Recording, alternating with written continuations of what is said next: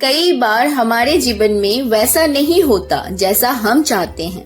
हमारी इच्छा के विरुद्ध चीजें हो जाती है, पर समय बीतने के साथ हमें ये एहसास होने लगता है कि जो बात हमें उस वक्त सही नहीं लग रही थी, उसी बात के लिए आज हम भगवान को धन्यवाद दे रहे होते हैं। तभी तो कहते हैं कि जो हुआ अच्छा ही हुआ, जो हो रहा है वो भी अच्छा ही हो रहा है और जो होगा वो भी अच्छा ही होगा। एक बहुत ही अच्छी सी कहानी आप लोगों को सुनाती हूँ मैं आज। एक राजा का विशाल फलों का बागीचा था।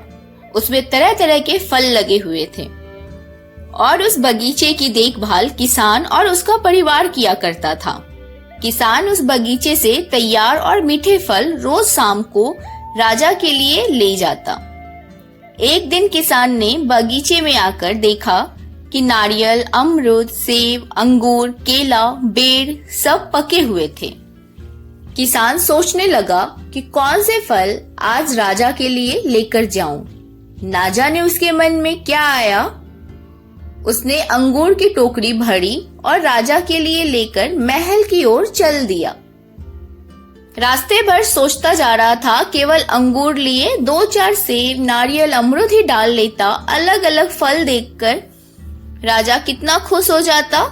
सोचते सोचते वो महल के बाहर पहुंच गया। उसने अंगूर से भरा टोकरी राजा के सामने रख दिया और थोड़ी दूर जाकर बैठ गया। राजा किन्हीं दूसरे ख्यालों में खोया हुआ था, शायद किसी बात से परेशान या नाराज था। अपने ही ख्यालों में गुम राजा टोकरी से एक अंगूर निकालकर खाता और एक खींचकर किसान के माथे पर निशाना लगाकर मारता। राजा द्वारा फेंका अंगूर जब किसान के माथे या शरीर पर लगता तो किसान कहता, ईश्वर बड़ा ही दयालु है। राजा फिर एक अंगूर किसान की तरफ फेंककर जोर से मारता और जब वो किसान को पड़ता तो किसान फिर कहता, ईश्वर बड़ा ही दयालु है। थोड़ी देर बाद राजा को अपनी गलती का एहसास हुआ। वो सोचने लगा, मैं किसान के साथ कितना बुरा बर्ताव कर रहा हूँ और प्रति उत्तर क्या आ रहा है।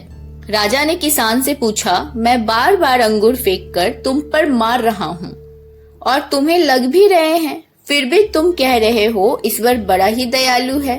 किसान ने बड़े ही भोलेपन से उत्तर दिया, महाराज, बागान में नारियल, सेब, अमरूद, बेर ये सब तैयार थे, पर मैं अंगूर लाया।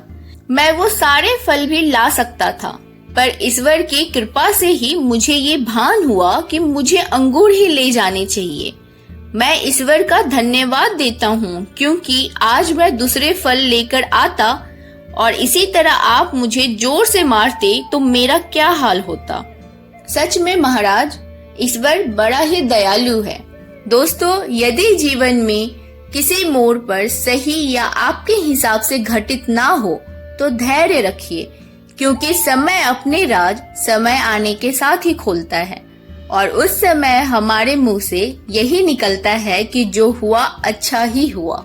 दोस्तों, अगर आपको ये स्टोरी अच्छी लगी हो तो प्लीज लाइक कर दीजिए, चैनल को सब्सक्राइब कर लीजिए और बहुत ही जल्द मिलेंगे अगली वीडियो के साथ।